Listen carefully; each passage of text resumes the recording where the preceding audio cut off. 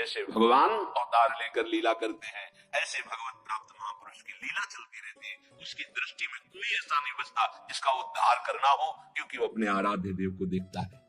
तो अलम यह वितर्क जाली है, बंद करो ये तर्क वितर्क की बातें, ऐसा नहीं वैसा नहीं वैसा नहीं, बंद करो। श्रीपाद कह रहे जैसे आचार्य चरण श्रीमद राधा सुधा निधि, अलम विषय वार्तया नरक कोटि भी भत्सया, बंद करो ये संसार की वार्ता, ये तुम्हारे को नरक प्रदान करने वाली, ये बुरा ये भला ये उत्तम ये अधम, ये दृष्टि माया देती है, भक्ति नहीं देती।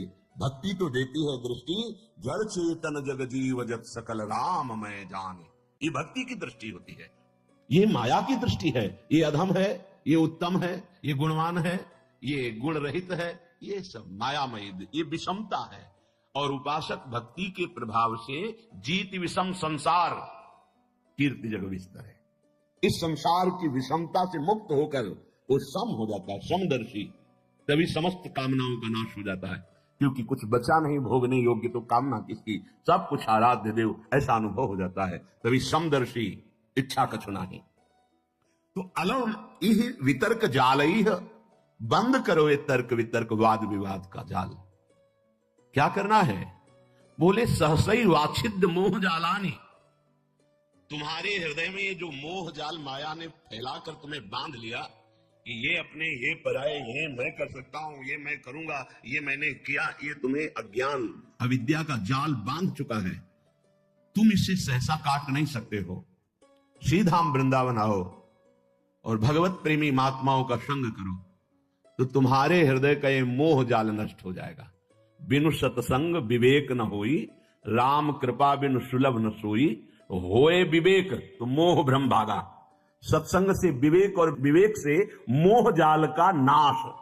मान लो, गुरु के वचनों पर अटल विश्वास कर लो, सब बात बन जाए।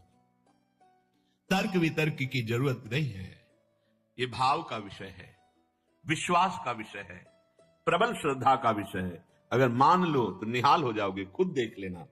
गुरु के वचन अटल करे मानो, साधु समागम कीजे। संत समागम से जब तुम्हारा हृदय पवित्र होगा, तब क्रमशः उत्थान होता है या सीधे उत्थान, ये तो आराध्य देव जाने कि क्रमशः उत्थान कराते हैं या सीधे स्थिति प्रदान करते हैं, ये उनके ऊपर है। वो किसी पतित को सीधे महान जीवन मुक्त बना सकते हैं। लोगों की धारणाएं होती, जैसे किसी से कोई गलती हो गई तो जीवन भर इस बात को देखते हैं कि ये वही है जिसने वो गलती की थी। नहीं, कल गलती हुई थी, आज आराध्य देव की कृपा हो गई तो जीवन मुक्त हो जाएगा। इसीलिए कभी किसी की गलती को देखकर सदैव उसे दोषी नहीं मानना चाहिए। क्यों? क्योंकि ये फिसलन का मार्ग, किसी से भी फिसलन हो सकती है। इसका मतलब वो गिरा ही पड़ा रहेगा, ऐसा नहीं। गुरु कृपा पात्र हरि कृपा पात्र, ऐसा नहीं होता। एक बार पूज्य श्री मामा जी बक्सर वाले, उनसे एकांत में प्रश्न किया कि शरणागत गिर क्यों जाता है? जब भगवान का शरणागत है, भगवान के वचन है, करो सदा तिनके रखवारी, जिम बालक राखे महतारी, तो वो गिर कैसे गया? शरणागत गिर क्यों जाता है? बोले शरणागत है वो का पक्का। तो बोले फिर वो बाल है खिलाड़ी के हाथ का, वो गिरा नहीं है, वो नीचे पटका गया है, तो गिरना ही तो हुआ ना। बोले नहीं नहीं नहीं, जब खिलाड़ी अपने हाथ का गेंद नीचे मारता है तो नीचे फेंकने के लिए नहीं, लक्ष्य चुनने के लिए। नीचे ऐसा पटका मारा कि अपने लक्ष्य पे पहुंच गया, एकदम हृदय शीतल हो गया। तो लगा कि बिना संत समागम के समाधान हो ही नहीं सकता। कौन? ये एक साधारण उदाहरण और असाधारण प्रसन्नता प्राप्त हुई, हृदय प्रफुल्लित हो गया। तो जन साधारण के हृदय में रहता है, अगर किसी साधक से गलती हो गई तो जीवन भर उस गलती को याद करके उसके चेहरे पर देखता है, ये वही है जिसने गलती की थी। नहीं, ये वो नहीं है जिसने गलती की थी। जो गलती की थी वो एक वृत्ति थी, और ईश्वर ने, आराध्य देव ने उसे ऐसी स्थिति प्रदान कर दी। अपचेत सुदुराचारो, भगवान के शब्द जरा गौर से सुनिए। कह रहे अपचेत सुदुराचारो भजते माम अनन्य भाग, साधुरेव समंतव्य। मानो ये साधु है। साधु को कभी कहा नहीं जाता कि इसे मानो साधु है। वो साधु नहीं था, उसने दुराचार किया सांगोपांग, अब उसने मेरी शरण ले ली, मैं बनाऊंगा साधु, अब उसे साधु मानो, मेरी आज्ञा है। साधुरेव समंतव्य, सम्यक दर्शिता ऐसा, क्योंकि उसने निश्चय कर लिया कि भगवान के सिवा मेरा कोई साथ देने वाला नहीं, मेरा कोई उद्धार करने वाला नहीं, उसको मैं साधु बनाऊंगा। और बना दिया, बड़े बड़े हिंसकों को ब्रह्म ऋषि बना दिया। इसीलिए कभी किसी उपासक पर अगर कहीं कोई त्रुटि हो जाती है तो जीवन भर के लिए लांछन शब्द न देखे, नहीं, पता नहीं हरि कब कृपा कर दे और उसको एक विषय से एक महान योगी बना दे। यही हम प्रार्थना करते हैं सबसे, ये संसार है, बख्शता किसी को नहीं। अगर त्रुटि हो गई, ना भी त्रुटि हो तो जाल में फंसा करके नीचा दिखाने के लिए त्रुटि साबित कर दी जाती है। ये माया है, इसलिए किसी को अपना मित्र नहीं और किसी को अपना शत्रु नहीं। एकमात्र मित्र प्रभु श्री हरि और शत्रु एकमात्र मेरा दुर्वासना से भरा हुआ मन, इससे बड़ा कोई दुश्मन नहीं। हम सदैव मन पर शत्रुवत व्यवहार रखे, ये दुष्ट कभी भी फंसा सकता है, और मेरा सच्चा मित्र एकमात्र हरि, इससे बड़ा कोई मित्र नहीं। मनुष्य की तो बात क्या, किसी का भी सहारा नहीं लेना अपने आराध्य देव के सिवा।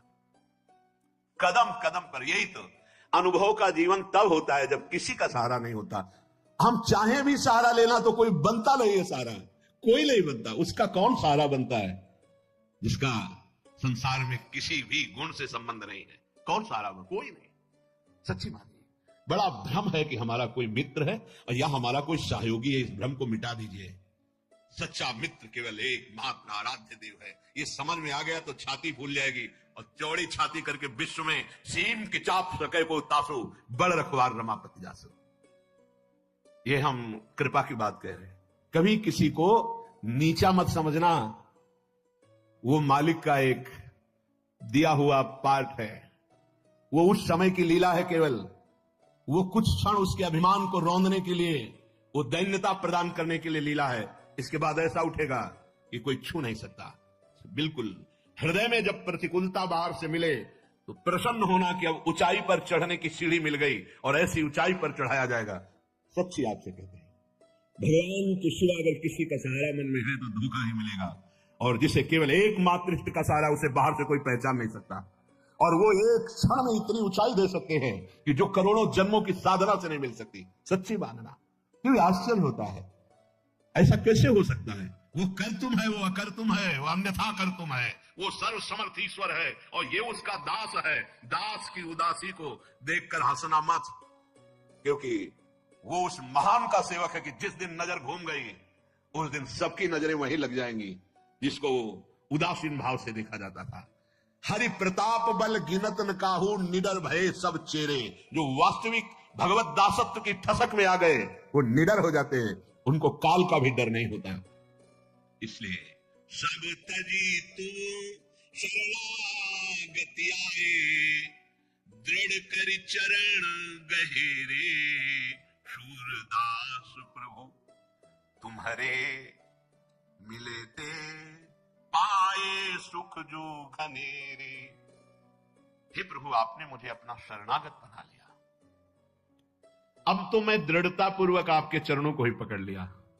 सूरदास जी कहते हैं कि हे प्रभु, तुम्हारे मिलने से जो मुझे सुख मिला, मिलने का मतलब आपके चरणों का आश्रय लिया, आपका नाम का आश्रय लिया, बोले ये घनेरा सुख है, घनीभूत, जिसमें दुख का प्रवेश ही नहीं हो सकता। श्री हरिवंश महाराज जी, आपके चरणों में कोटि कोटि प्रणाम।